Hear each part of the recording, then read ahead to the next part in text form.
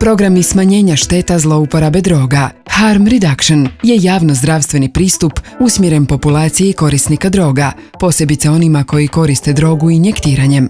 Polazi od činjenice da je, ako korisnik droga usprkos preporukama i nastojanjima stručnjaka za uključivanje u programe odvikavanja, ne može ili ne želi prestati s uzimanjem droga, potrebno poduzeti aktivnosti koje će, što je više moguće, umanjiti štetu, odnosno neželjene posljedice koje mogu nastati kod pojedinca, ali i društva, a koje su uzrokovane rizičnim ponašanjima i stilom života povezanim sa zlouporabom droga. I ono što još bitnije, sprečavamo pravu epidemiju problema povezanih sa hepatitisima i sa virusom AIDS-a. Hrvatska spada upravo zahvaljujući tom modelu među vodeće evropske zemlje koje imaju najbolje regulirano to područje. UNAIDS, smjernice za terminologiju, definiraju programe smanjenja štete kao politiku, programe i preventivne aktivnosti kojima je cilj smanjiti štetne zdravstvene, socijalne i ekonomske posljedice povezane s uporabom psihoaktivnih sredstava. Ono što je bit tog sustava je da je lako dostupan, pacijenti dolaze bez uputnice i na vrlo jednostavan način, bez listi čekanja, za razliku od mnogih europskih zemalja, mogu dobiti supstitucijsku terapiju. Aktivnosti programa smanjenja štete su besplatne za korisnike. Njima se korisnici ne prisiljavaju na apstinenciju od korištenja droga, a temelje se na načelima koje uključuju osobni kontakt i individualni pristup svakom korisniku, anonimnost, povjerljivost, humanost, neosuđivanje i empatiju, pragmatičnost. Direktni, mjerljivi učinci harm reductiona u kojima uživamo svakodnevno su, na primjer, ekstremno niska rata osoba zaraženih sa HIV-om unutar populacije intravenskih korisnika droga. U Hrvatskoj taj prosjek je već zadnjih 10 godina 0,5%. U svjetskim omjerima takva zemlja ne postoji na svijetu. Meni je najvažnije što uvijek mogu doći do sterilnog pribora i znam da neću dobiti nikakvu bolest, uvijek imam svoje čisto, točno znam kad i gdje dolaze, pokrivaju svoje kvartove, tako da ono to što se zna gdje trebam doći, kad može se dobiti za više dana, tako da ne moram svaki dan trčati. U Hrvatskoj je Hrvatski sabor službeno 1995. godine prihvatio programe smanjenja šteta kao jedno od mjera i aktivnosti u sklopu nacionalne strategije suzbijanja zlouporabe droga i nacionalnog programa prevencije HIV/AIDS-a. Aktivnosti programa smanjenja šteta uvrštene su i u nacrt nacionalne strategije za prevenciju i kontrolu virusnih hepatitisa. U Hrvatskoj programe smanjenja šteta provode organizacije civilnog društva, udruge, kao i zdravstvene ustanove samostalno i u suradnji s udrugama.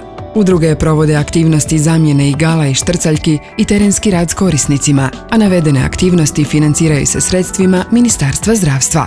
U Republici Hrvatskoj programi smanjenja štete se financiraju kroz programe projekte koje provode Ministarstvo zdravstva u suradnji sa Vladinim uredom za suzbijanje zlouporabe droga. Od 2015. godine imaju i takozvane smjernice koje im pomažu u njihovoj provedbi kako bi na neki način osigurali i kvalitetu provedbe. Udruga HELP iz Splita prva je počela s provedbom programa smanjenja šteta 1996. godine. 2 godine kasnije, Hrvatski Crveni križ počeo je s provedbom, a zatim su programe smanjenja šteta počele provoditi i udruge Tera iz Rijeke, Let iz Zagreba, Institut iz Pule, Neovisnost iz Osijeka i Porat iz Zadra.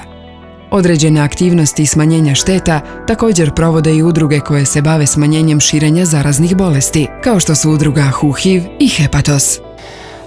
Posebno bi možda trebalo istaknuti da imamo dugi niz godina kontinuitet rada na tom području. Možda je tu najduži kontinuitet u registru osoba liječenih zbog zlouporabe psihoaktivnih droga, gdje smo u 6. mjesecu slavili 40 godina tog registra. Po tom registru jako dobro možemo vidjeti kakva je situacija sa osobama koje su liječene u sustavu.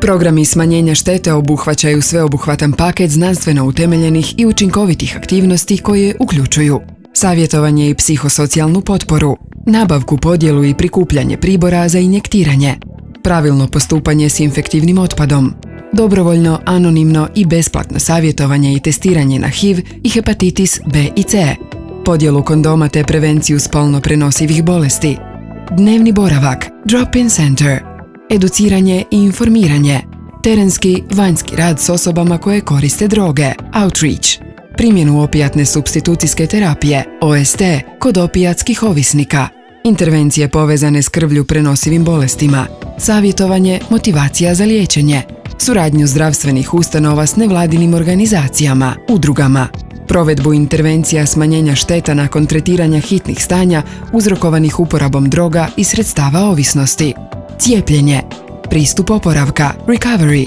sudjelovanje i suradnju u sustavu ranog upozoravanja u slučaju pojave novih psihoaktivnih tvari u Hrvatskoj. Sustav Harm Reduction je oslonjen prvenstveno na vaninstitucionalni dio i osnovne prednosti njega su da mičemo najveći dio ovisnika sa javne scene, nisu toliko vidljivi na ulicama. Postoji znanstvena činjenica. $1 uložen u prevenciju štedi $10 zdravstvenih troškova funkcioniranju zdravstvenog sustava. To je kod harm reductiona vrlo uočljivo.